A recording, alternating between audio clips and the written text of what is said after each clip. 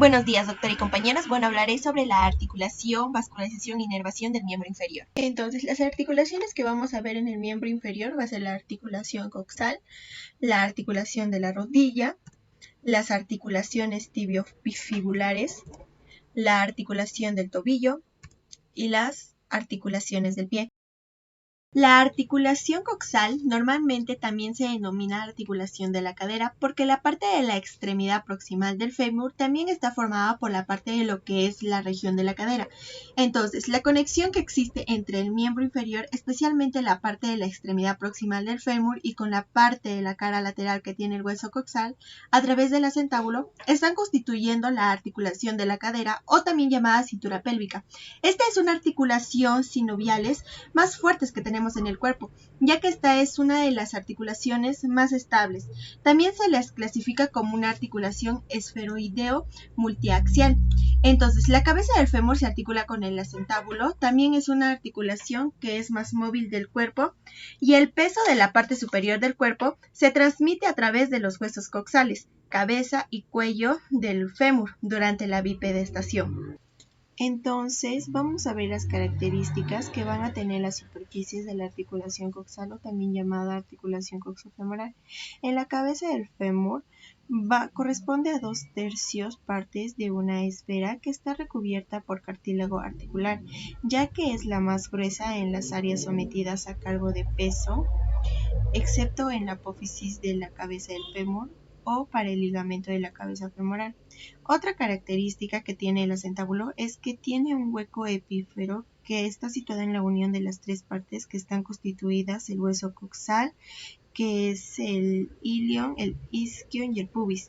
Entonces, este acentábulo está dividido en dos porciones. Una porción articular que está constituida por la parte articular semilunar que está recubierta de cartílago articular y la otra porción es la incisura acetabular. Entonces, de las porciones que es el acentábulo, va a constituir por la parte del rodete acetabular que también va a estar recubierta por una capa fibrocartílago en forma de labio que se inserta en el borde del acentábulo debajo de la superficie articular y termina en dos, una anterior y el otro posterior, y se van a unir por el ligamento transverso del acentábulo porque constituye por su desplazamiento del labio cartilaginoso, que es a continuación del rodete acetabular, que está unida a la incisura acetabular en ambas partes y es alojada de la mitad de la cabeza del fémur. Y esta porción es la fosa acetabular o también llamada transfono del acentábulo, que está formada por el isquion y continúa y tiene una pared delgada y hacia abajo se continúa inferiormente con la incisura acetabular. De estas articulaciones, la máxima congruencia entre las superficies articulares del acentábulo y de la cabeza del fémur se observa en la posición cuadrúpeda, la articulación coxal a 90 grados de flexión y 5 de aducción y 10 grados de rotación lateral. El eje del acentábulo se encuentra alineado con la cabeza y el cuello del fémur y esta articulación es la más estable del organismo en su arquitectura, completamente esferoidea, la resistencia de su cápsula articular y las inserciones de los músculos que la cruzan. La cápsula articular lo que hace es envolver o recubrir a toda la articulación coxal. Va a tener forma de laxa a través de la membrana fibrosa externa y una membrana sinovial interna. Entonces, esta cápsula articular proximalmente va a insertarse de una membrana fibrosa al nivel del acentábulo, en la periferia del anillo.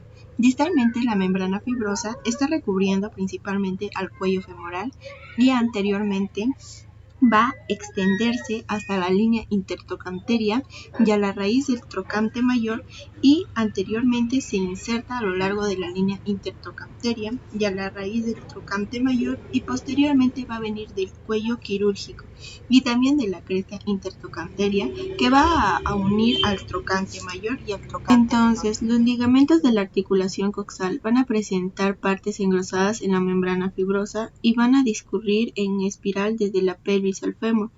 La extensión va a enrollarse por los ligamentos y las fibras espirales y la cápsula se constituye en la tira de la cabeza del fémur interior del acetábulo y va a aumentar la estabilidad de la articulación. Su extensión va a ser de 10 o a 20 grados más allá de la posición vertical. Y la flexión que va a tener va a ser mayor porque los ligamentos y las fibras espirales se desarrollan progresivamente y aumenta cada vez la movilidad de la articulación. Entonces, las articulaciones coxal va a constituir por 3 ligamentos intrínsecos.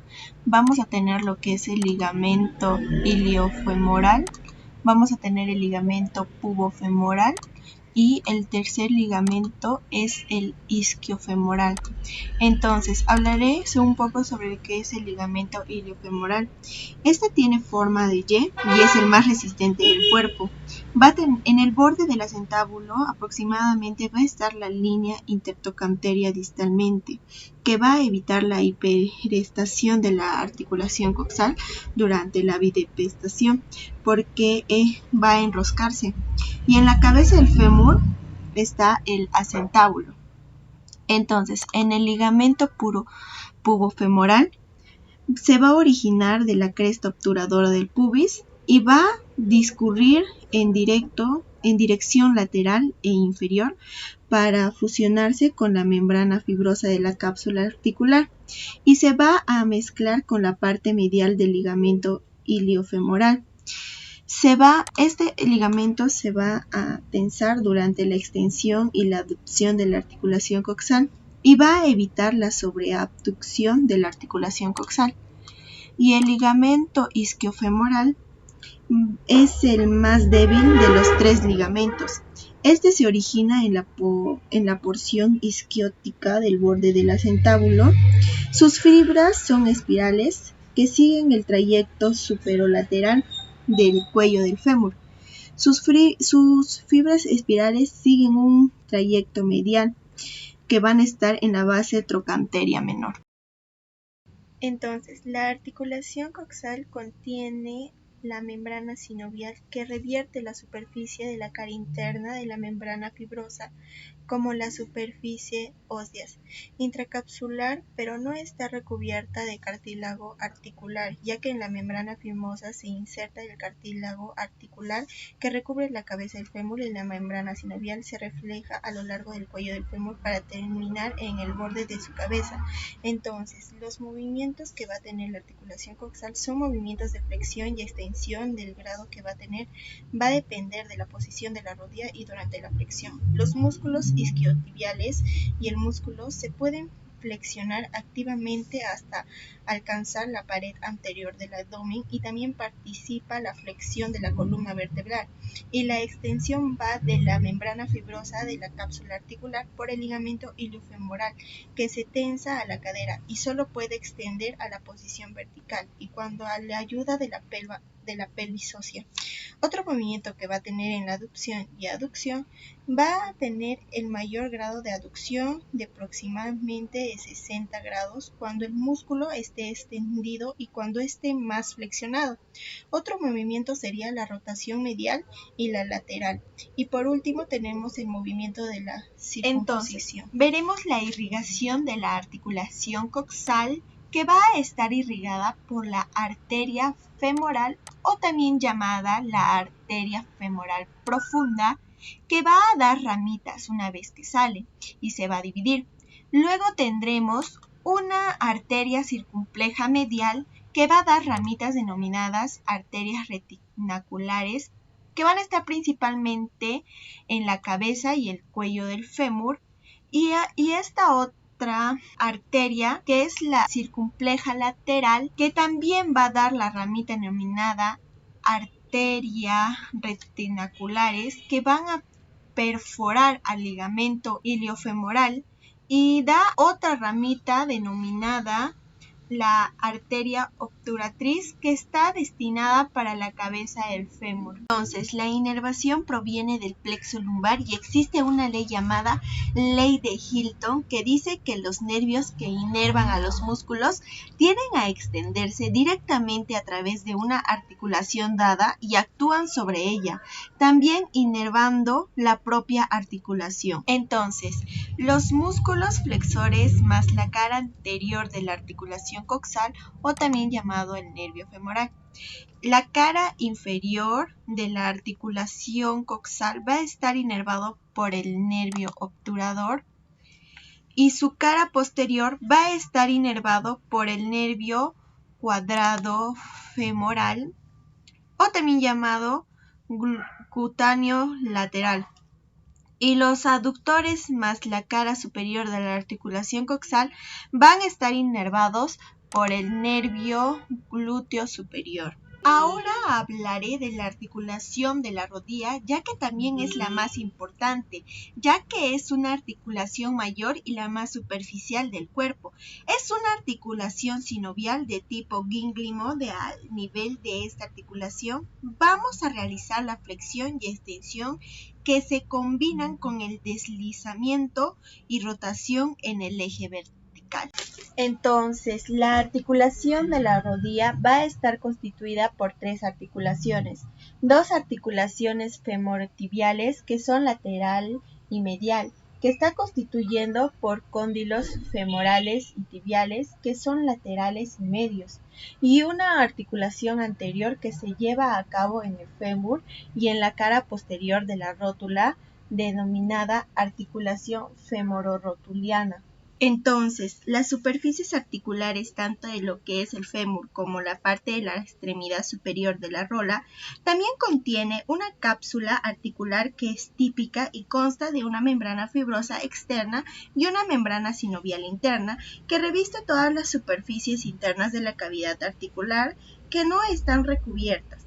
Entonces, la membrana fibrosa normalmente es un engrosamiento de los ligamentos intrínsecos. En su mayor parte es delgado e incompletamente en algunas áreas superiormente se inserta en el fémur, aproximadamente a los bordes articulares de los cóndilos. Posteriormente tiende a englobar los cóndilos y a la fosa intercondilia. Inferiormente se inserta en el borde de la superficie articular superior de la tibia. Anteriormente se continúa con el tendón del cuádriceps, la rótula y el ligamento rotuliano. Entonces, al nivel de la rodilla vamos a encontrar la cápsula articular, normalmente la membrana sinovial, que reviste la superficie que rodea la cavidad articular, que tiene el líquido sinovial, y se inserta en la periferia del cartílago articular que recubre los cóndilos femorales de la cara de la rótula, y reviste la superficie interna de la membrana fibrosa lateral y medial. Posteriormente van a estar relacionadas por los ligamentos cruzados, que son los ligamentos anterior y posterior. Esta membrana sinovial tiene sus propios pliegues, que son medial y lateral, que están recubiertos hacia afuera por el tejido adiposo y están ocupando el espacio del ligamento rotuliano de la membrana fibrosa. Entonces, dentro de lo que es la cápsula articular, va a presentar una bolsa suprarrotuliana que forma la cavidad articular de la rodilla, que va a estar relacionado mediante con el músculo vasto intermedio, y se continúa con la membrana sinovial y se va a extender prácticamente a 5 centímetros de la cara del fémur. Hacia abajo vemos el músculo articular de la rodilla, que tiene como función de retraer la bolsa suprarrotuliana durante la extensión de la rodilla. Entonces, a nivel de la articulación de la rodilla tendremos ligamentos extracapsulares o también llamados ligamentos externos. El primer ligamento es el rotuliano, que se está insertando en la parte distal del tendón del cuádriceps. Es un ligamento grueso y resistente que se está dando en la banda fibrosa que se extiende desde el vértice al borde adyacente de la rótula, y de ahí viene la tuberosidad de la tibia. Entonces, los ligamentos reciben a los retináculos rotulianos medial y lateral, ya que va a tener expansiones aponeuróticas de los vasos medial y lateral.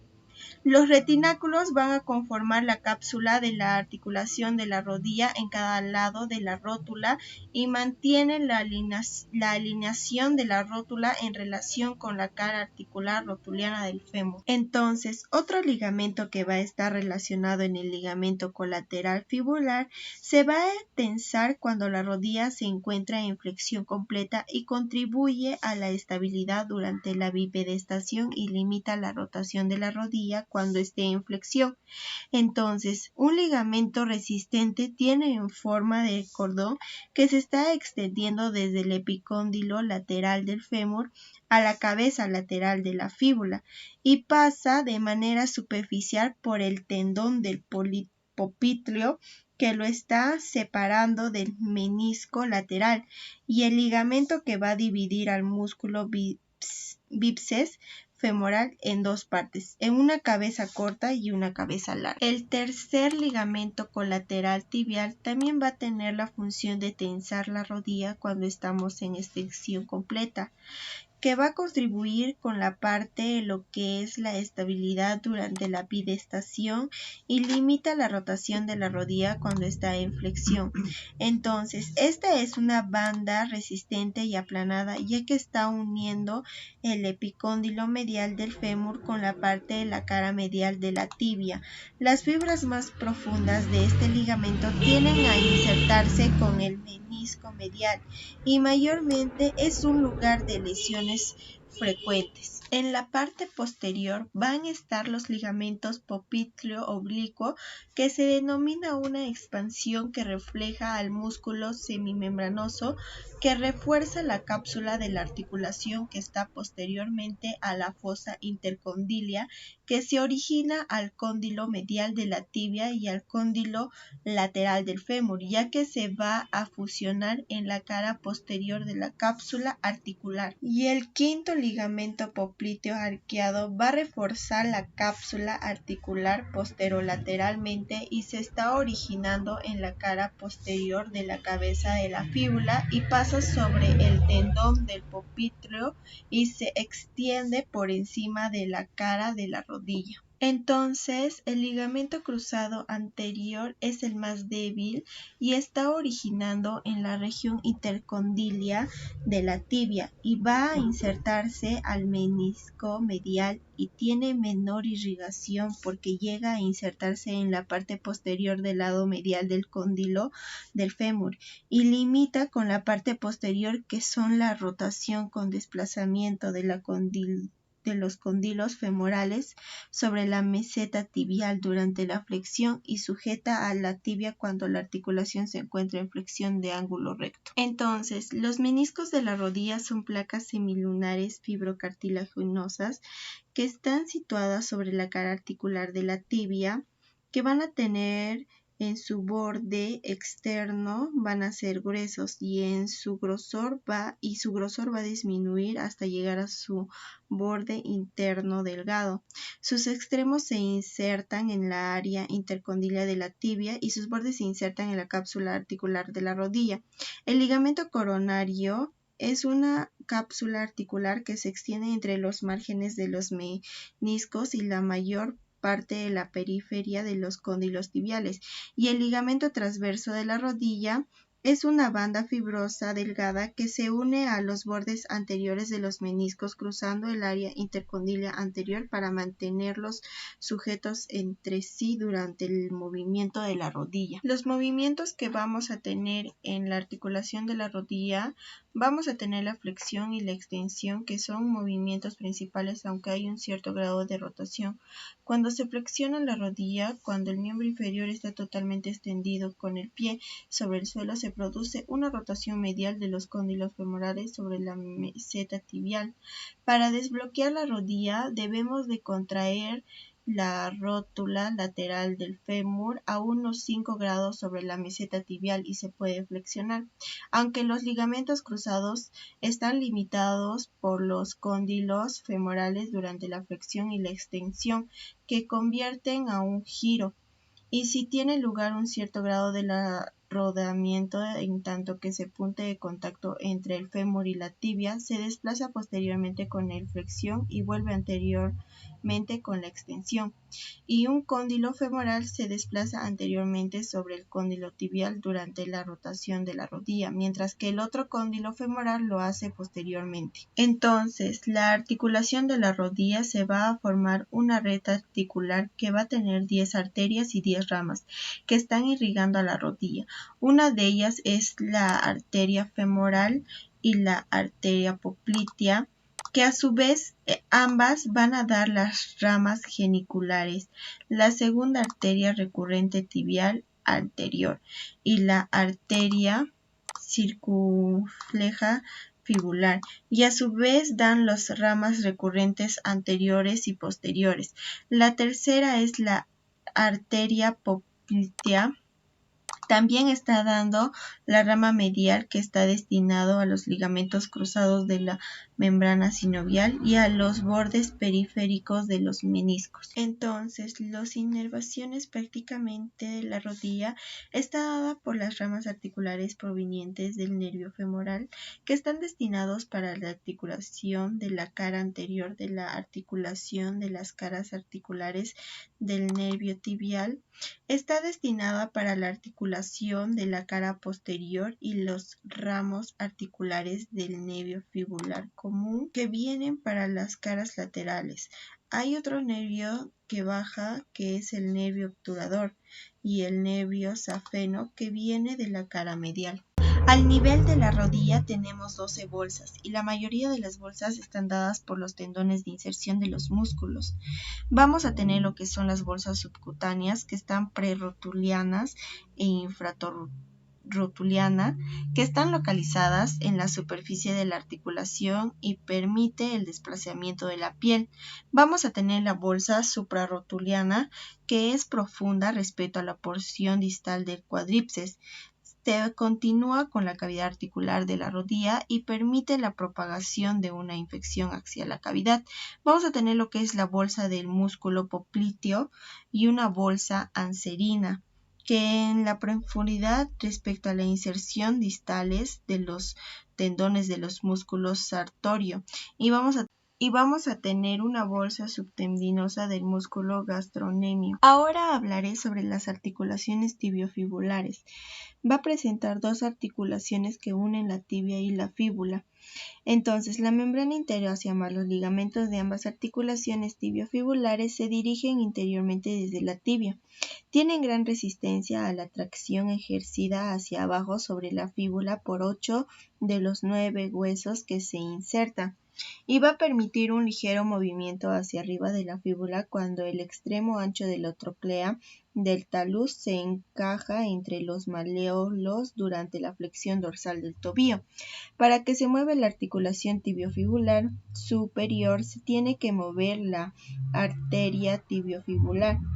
Entonces, los vasos tibiales anteriores atraviesan un hiato en el extremo superior y la fibular atraviesa el hiato de menor tamaño en el extremo inferior. Entonces, durante la flexión de la articulación tibiofibular superior, se mueve ligeramente durante la flexión dorsal del pie por el encaje de la troclea del talus entre los maleolos.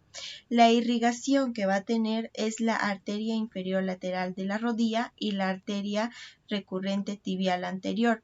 Y en la inervación va a tener lo que es el nervio fibular común y el nervio para el músculo popliteo. Entonces, la articulación tibiofibular inferior es una articulación fibrosa compuesta y se va a establecer entre la tibia y la fíbula por el medio de la membrana interósea y los ligamentos tibiofibulares anterior, interóseo y posterior.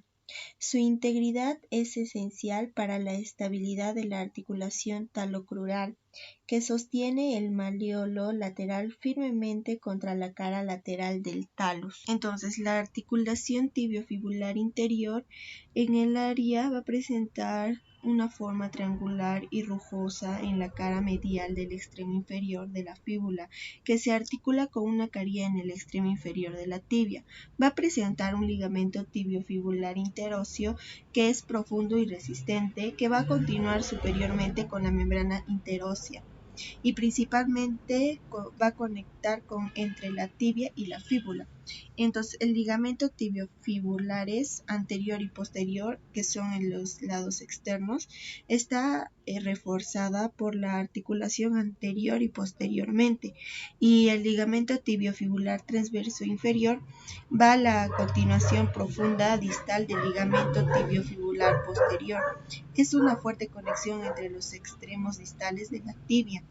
y vamos a tener mortaja maleolar o también llamada tibiofibular, que está formada por los extremos distales de la tibia y la fíbula, que juntos con la parte transversa inferior del ligamento tibiofibular posterior. Entonces la articulación tibiofibulares se mueve ligeramente para acomodar el encaje de la porción ancha de la troclea del talus entre los malleolos durante la flexión dorsal del pie. La irrigación que va a tener son las ramas de la perforante de la fíbula. También va a tener lo que es las ramas maleolales medial y lo que es también posterior. Y entonces también va a tener su inervación del nervio fibular, va a tener el nervio tibial, va a tener el nervio safeno. Entonces, ahora veremos una articulación bien importante, que es la articulación talocrural o también llamado la articulación del tobillo, que normalmente es una articulación de tipo sinovial, pero pertenece al tipo glíngrimo. Quiere decir que los extremos distales de la tibia y la fíbula son partes superiores del talus, y la parte superior se puede palpar entre los tendones de la cara anterior del tobillo como una ligera depresión, aproximadamente de 1 centímetro de la punta del malleolo medial en dirección proximal. Entonces, la articulación talocrural va a tener una articulación de mortaja maleolar, en el cual se encaja a la troclea del talus, que con forma de polea, y también va a tener una articulación troclea, que es la superficial articular superior redondeada del talus. En la cara medial del malleolo lateral se articula con la cara maleolar del talus, y la tibia se articula con el talus en su cara inferior, formando el techo de la mortaja maleolar, y transfiere el peso del cuerpo del talus, y su malleolo medial se articula con la cara maleolar medial del talus. Entonces, los malleolos sujetan firmemente al talus cuando se balancea y en la mortaja durante el movimiento de la articulación. La sujetación de la troclea por parte de los malleolos es más firme durante la flexión dorsal del pie, cuando se clavan los talones al descender por una cuerda o se practica el juego de tirar de la cuerda. Entonces, este movimiento empuja la parte articular más ancha de la troclea entre los malleolos y sepáralos ligeramente de la tibia de la fíbula, y también limita por el ligamento tibiofibular interóseo y los ligamentos tibiofibulares anterior y posterior, que se unen a la tibia con la fíbula. Entonces vamos a tener el ligamento interóseo, que está en la superficie congruida de la tibia y la fibular, que solo puede observarse en una selección transversal o si se rodea. Entonces la troclea es la más estrecha posteriormente y se encuentra un poco hongada dentro de la mortaja. Durante la flexión plantar se produce la mayoría de las lesiones del tobillo. Entonces acá tenemos una misión medial de la tibiolateral, que va a presentar 4 ligamentos. El primer ligamento es la tibiolateral anterior, la segunda es la tibioescafoideo, la tercera es el ligamento tibiocalcáneo y el cuarto ligamento es el tibio talar posterior. Entonces, la cápsula articular es delgada anterior y posteriormente, reforzada a cada lado por un ligamento colaterales, y va a tener una membrana fibrosa que se inserta superiormente en los bordes de las superficies articulares de la tibia y los malleolos del miembro inferior en el talus.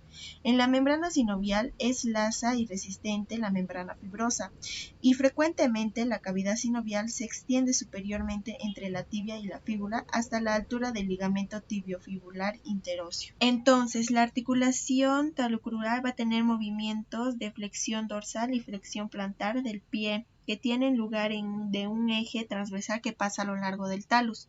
Va a tener una flexión dorsal del pie, o también llamada dorsiflexión, que tiene lugar por la acción de los músculos del compartimiento anterior de la pierna, que está limitada por la resistencia pasiva del tríceps durante el estiramiento y por la tensión de los ligamentos colaterales medial y lateral, estas pueden haber un cierto grado de aducción, inversión y eversión, debido a la hongura de que descansa el extremo de lo nuclear del talus entre los malleolos, y va a tener una flexión plantar del pie que tiene lugar por la acción de los músculos del compartimiento posterior de la pierna. Entonces, las arterias que van a irrigar a la articulación del tobillo es principalmente por la irrigación de lo que es el tobillo, está dado por la arteria tibial anterior y otra que viene atrás, que es la arteria tibial posterior, que ambas van a dar la rama malleolar medial. Ahora, el nervio que va a dar la inervación es el nervio fibular común, o también llamado el nervio peroneo común, que se va a dividir por un nervio fibular profundo entre los tendones para recibir el nervio tibial. Ahora hablaremos de las articulaciones del pie, ya que son muy importantes. Estas articulaciones van a estar implicados del hueso del tarso, la metatarsianos y los falanges. Entonces, los ligamentos principales del pie de la cara plantar, vamos a ver el ligamento calcáneo-bicular plantar, que va a estar ocupada por la hendidura en forma de cuña, y también se denomina sustentáculo tali porque va a sostener el borde inferior de la cara posterior del navicular. Cuando sostiene la cabeza del talus, va a desempeñar una función importante para poder transferir el peso del talón y mantener la parte del arco longitudinal del pie. Entonces, el ligamento plantar largo también va a estar situado en la superficie plantar del calcáneo, porque va a estar relacionado con el tendón extensor del músculo. Los ligamentos calcaneovoides plantar son ligamentos planos que van a extenderse desde la cara inferior del calcáneo hasta la cara inferior del cuboides, y estos dos van a estar implicados en el mantenimiento del arco longitudinal del pie. Observamos un ligamento astragaloperoneo posterior. Va a presentar también un ligamento calcaneoperoneo. Va a presentar un ligamento astragaloperoneo anterior, como también va a presentar sus ligamentos astragalocalcáneo interóseo. Va a presentar un ligamento astragalonavicular dorsal. Va a presentar también un ligamento calcáneo-navicular, como también un ligamento cuboideo-navicular dorsal. En aquí va a presentar los ligamentos cuneo-naviculares dorsales, como también los ligamentos intercuneiformes dorsales. Vemos aquí los ligamentos transometatarsianos dorsales, como también los ligamentos metatarsianos dorsales. Entonces, vemos aquí lo que son los ligamentos cuneo-cuboides dorsal, también como el ligamento calcáneo-cuboide dorsal. Acá vemos otro ligamento plantar largo. Este es el ligamento plantar largo, como también va a tener su pequeño ligamento antragalocalcáneo lateral. También va a tener lo que es su ligamento tibioperoneos anterior y posterior. Acá vemos una misión medial que va a tener un ligamento astragalocalcáneo medial, va a tener un ligamento astralagocalcáneo posterior, como ya también hemos visto.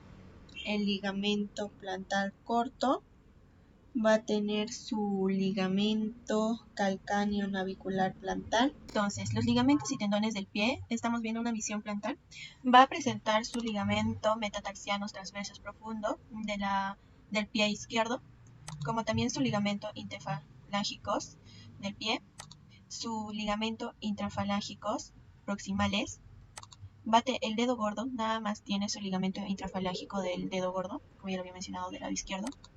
Va a presentar también sus ligamentos metatarsianos dorsales. Va a presentar sus ligamentos tarsometarsianos dorsales. Y aquí vemos sus ligamentos intercuneiformes dorsales. Como también vamos a observar su ligamento cuneo-navicular dorsal y su ligamento cubonavicular dorsal. Acá vemos un ligamento bifurcado, que también llamado calcáneo cuboideo y calcáneo navicular. Entonces, las arterias que van a irrigar a la articulación del pie va a tener la arteria tibal anterior, que va a estar dividida en una arteria dorsal del pie y una arteria tarsal lateral, que van a irrigar una arteria arcuada, que va a tener una arteria digital dorsal, una arteria metatarsiana dorsal. Entonces el nervio que va a tener es el nervio peruneo profundo, que también va a dividirse en dos, en un nervio profundo de la rama medial y un peruneo profundo de la rama lateral. También va a tener lo que es el nervio peruneo superior de la rama cutánea dorsal y también lo que es el nervio superficial de la rama cutánea. También va a tener las ramas metatarsianas dorsales y las ramas digitales.